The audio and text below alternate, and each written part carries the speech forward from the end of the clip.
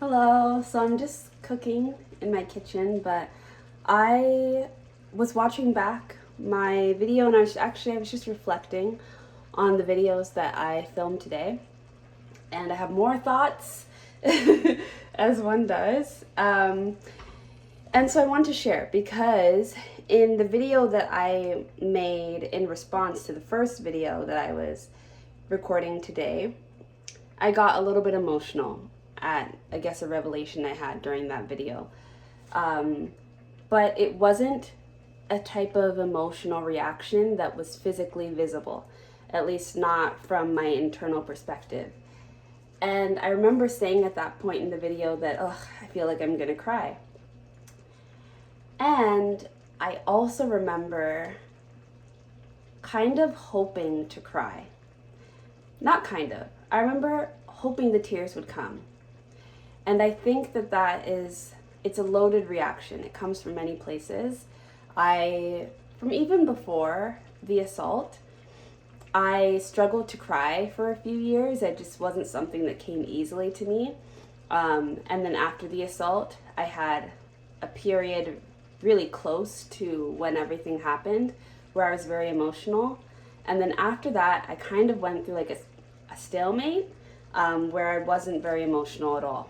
And I struggled to get emotional. It would come out like sporadically, but I felt blocked in that way. And I watched myself internally during that moment in the video, and I could sense that I wanted to cry, and I think it was for multiple reasons. I think I wanted to cry because it's cathartic to have the release, and I honestly have missed crying from all those years, and I've been so much more emotional recently, and I appreciate it.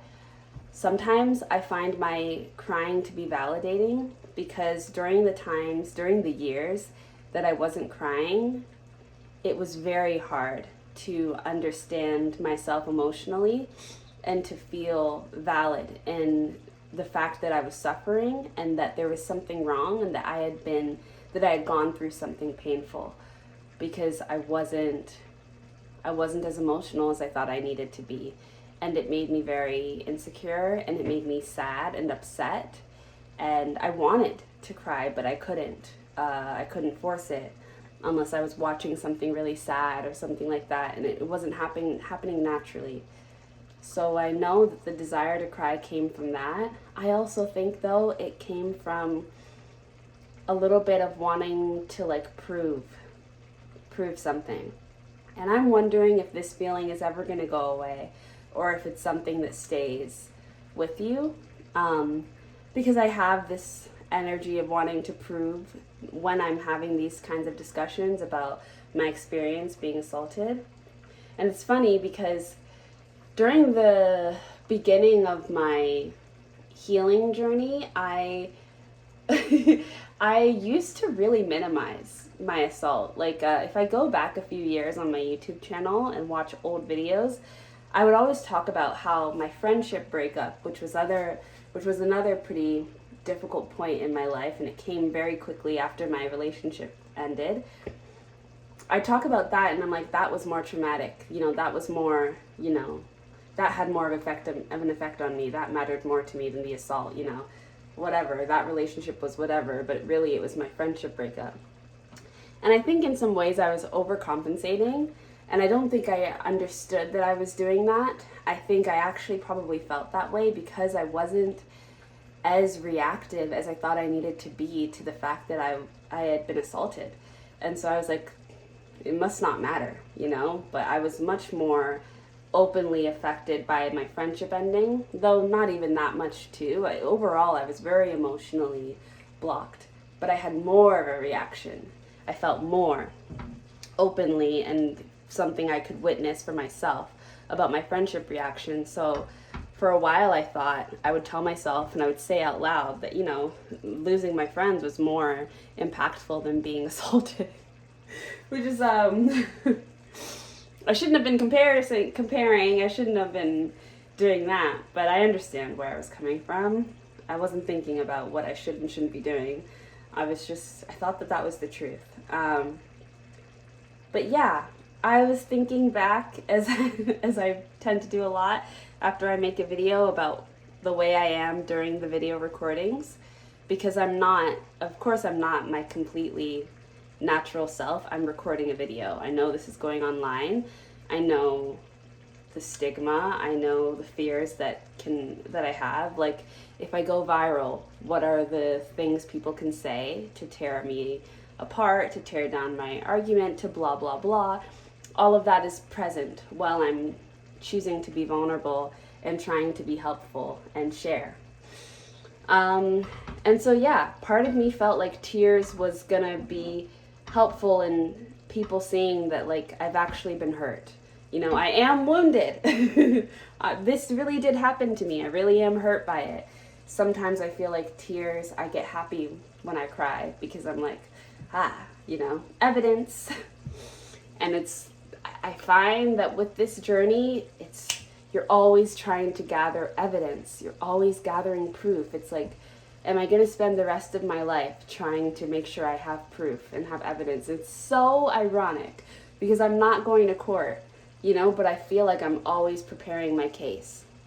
And it's like, for who?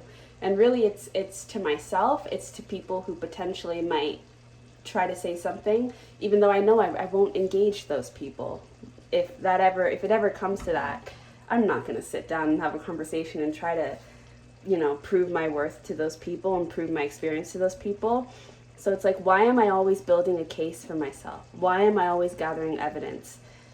And I think it has something to do with, you know, trying to protect myself, and just trying to make sure I got the story right, that I understood what happened to me, that I wasn't wrong. You know, it all goes back to making sure I'm not a liar, you know, that I got it right, that I can trust myself, that I can trust my perception of things, my experience, and that it's not just perception, but that it was reality. So, you know, things like crying make it feel like, oh yeah, this was reality. And even though I know, you know, a lot of me knows, still those parts of myself that are scared come forward, and I watched it come forward in that moment, and I wanted to share it because I'm like, I can't be the only person that does this. You know, I think that a lot of us do, and there's no shame. Like, that's just it's the coping process. And like I've said in other videos, the more that I make these videos, the more I feel empowered, because I realize I have an experience here.